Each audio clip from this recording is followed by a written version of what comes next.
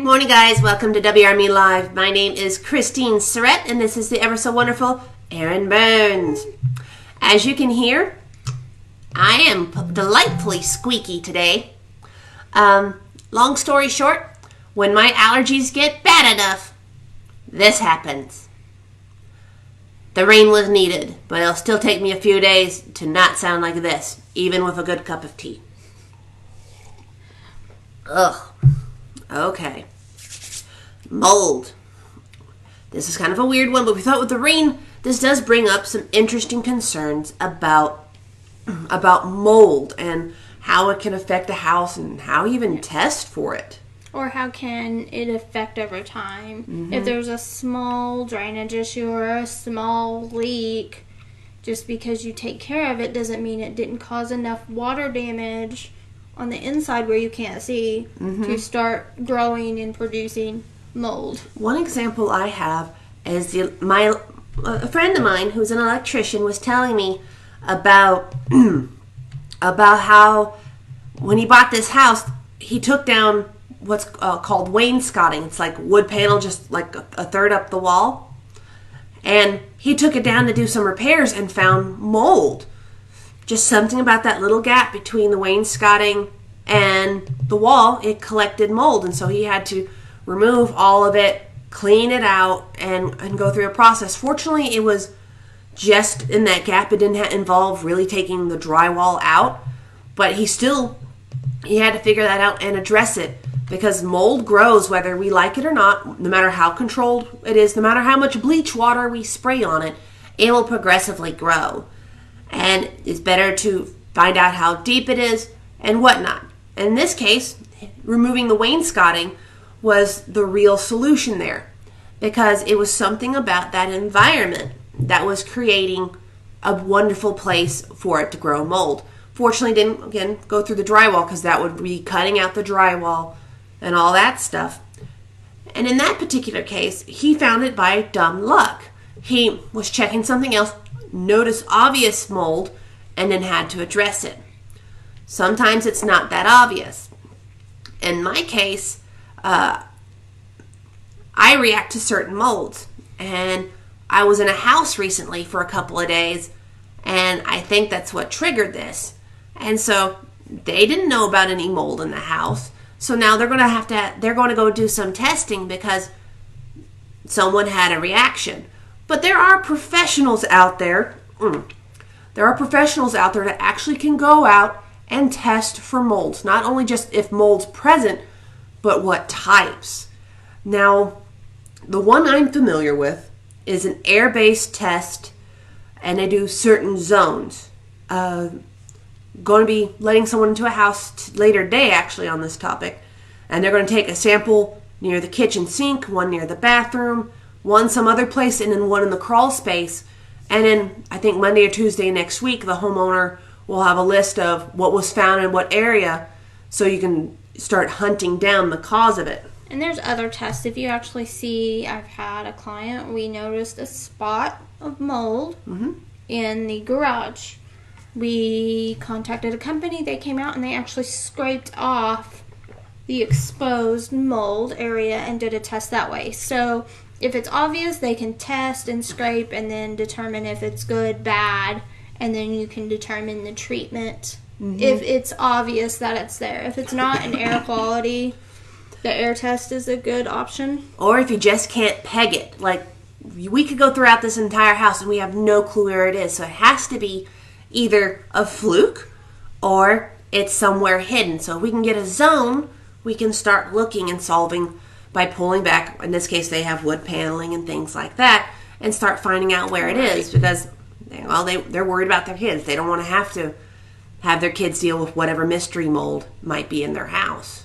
And just because somebody says mold doesn't mean you need to freak out. Not all mold is the bad mold. Correct. So you can treat it without having to go through the big, huge, process that some molds require. So just because you see mold, don't jump and run and assume the worst. Test it, figure out what's going on, and then make your decision based on facts. If you live in a house long enough, for instance, my grandmother's house, there's this one wall that, because of how the house was built, it gets a thin spot of mold every blue moon if the humidity and rain is correct on this one wall.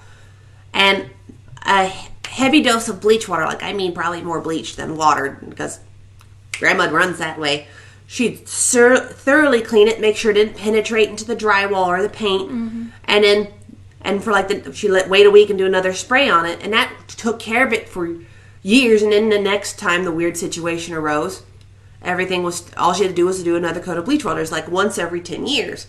But she lived in that house until the day she died, so she knew her house and knew what to look for. And again, that was clearly on the top just because of the weird thing that kept arising. But for instance, one house that I can think of, they had a septic backup. Oh, yeah. And so these are also people considering getting a mold test because it backed up. And because of the family situation, they weren't able to address it as quickly as they could because their relative was elderly and could not and should not have been messing with raw sewage. Right. And so it took a few days for a family member, one, to find out about it, and two, to address it. Mm-hmm. And so they're going to be thinking about gutting the bathroom to find out if it got into the walls and caused a bad mold. Right. Because everything's clean that we can see. But if they are starting to have some medical issues and or whatever gives them kind of the inkling that something's not right, some people are like me where it's pretty darn obvious when they got into something they shouldn't, but that's not always the case. I've met people that they lose their ability to focus. They just have this overwhelming feeling of needing to be outside. And so there's different personal signals of what could be a mold or allergy issue inside your home. One small way to combat it, change your air filters. Oddly enough, air filters don't work that great when they're full of gunk. Nope. And if it's your personal residence, buy a little bit nicer grade of air filter. I think several of them have an option for to include mold without getting the top of the line. And so that's one of the first things that they did, is just to try and get it out of the air. They put the filter in there to see if maybe it's just residual from all that other stuff. And having a yearly routine checkup on your AC and heater, they'll check the filters and see and Freon and different things too. So that might be able help you notice something sooner too sometimes, because if you get that checkup, your filter should be your AC should be working right there for your filter. Shouldn't be getting as gunked up and inside. That also goes for mold prevention.